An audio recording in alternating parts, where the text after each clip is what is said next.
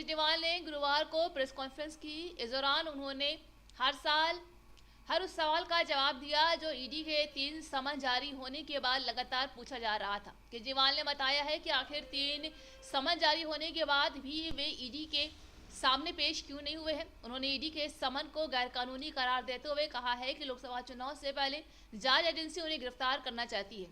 Press conference के दौरान केजरीवाल ने कहा है कि शराब घोटाला आपने पिछले 2 साल में ये शब्द कई बार सुना होगा, लेकिन इन 2 सालों में जांच के बाद भी कहीं से एक पैसा नहीं मिला है।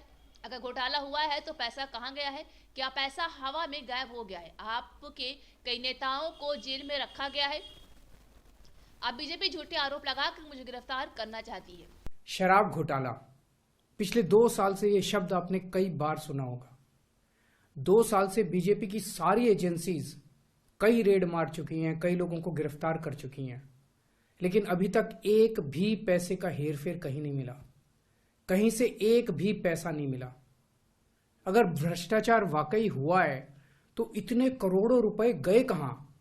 क्या सारा पैसा हवा में गायब हो गया? सच्चाई यह है कि किसी तरह का कोई भ्रष्टाचार हुआ ही नहीं। अगर होता तो पैसा भी मिलता। ऐसे फर्जी केस में आम आदमी पार्टी के कई नेताओं को इन्होंने अभी तक जेल में रखा हुआ है।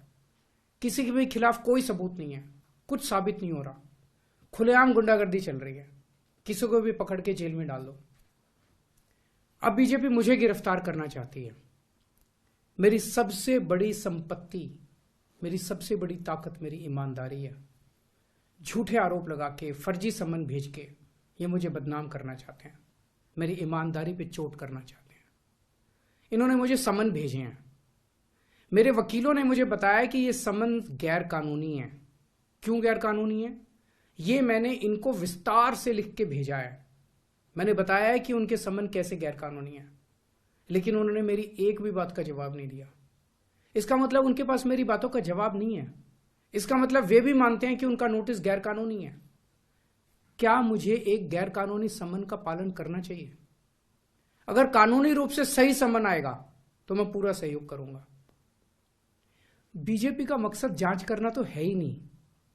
इनका मकसद तो लोकसभा चुनाव में मुझे प्रचार करने से रोकना है। ठीक लोकसभा चुनाव के पहले इन्होंने मुझे समन भेजा है। क्यों? इस जांच को चलते 2 साल हो गए। अभी ठीक लोकसभा चुनाव के पहले मुझे क्यों बुलाया जा रहा है? पहले क्यों नहीं बुलाया? सीबीआई ने मेरे को 8 महीने पहले बुलाया था। मैं सीबीआई में गया था, उनके सारे जवाब भी दिए थे। लेकिन अब ये लोग ठीक लोकसभा चुनाव के 2 महीने पहले मुझे बुला रहे हैं। तो बीजेपी का मकसद कोई पूछताछ करना थोड़ी है। इनका मकसद है पूछताछ के बहाने केजरीवाल को बुला लो और उसे गिरफ्तार कर लो, ताकि मैं लोकसभा चुनाव में प्रचार ना कर पाऊं। आज बीजेपी